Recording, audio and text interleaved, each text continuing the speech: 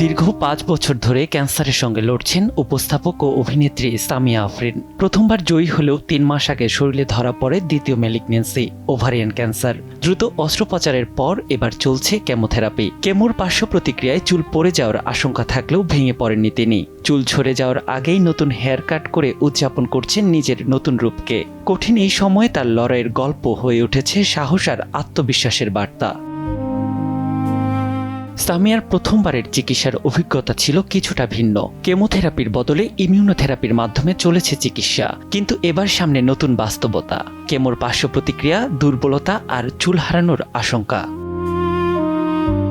চুল ঝরে পড়ার বিষয়টি অনেকের কাছে হতে পারে ভেঙে পড়ার কারণ, কিন্তু সামিয়া বেছে নিয়েছেন অন্য এক পথ। হারানোর ভয়কে ভয় না পেয়ে আগেই নিজের নতুন রূপকে গ্রহণ করে নেয়ার সিদ্ধান্ত নিয়েছেন তিনি।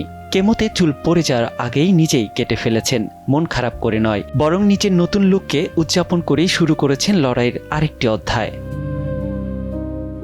সামিয়ার ভাষ্যমতে, জীবনের সবকিছু নিয়ে মন খারাপ করে বসে থাকলে চলে না।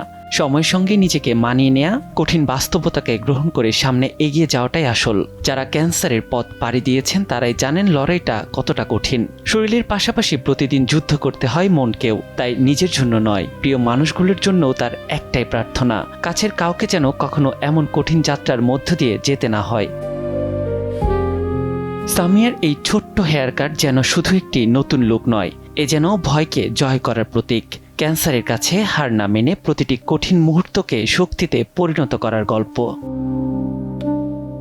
নিজের শারীরিক অবস্থার উন্নতির জন্য দোয়া চেয়েছেন সামিয়া। সৃষ্টিকর্তা যেন তার এই কঠিন সময়টা আরও সহজ করে দেন। আগেরবারের মতো এবারও যেন শক্তি ধরে রাখতে পারেন তিনি, আর খুব শিগগিরই ফিরে যেতে পারেন স্বাভাবিক জীবনে।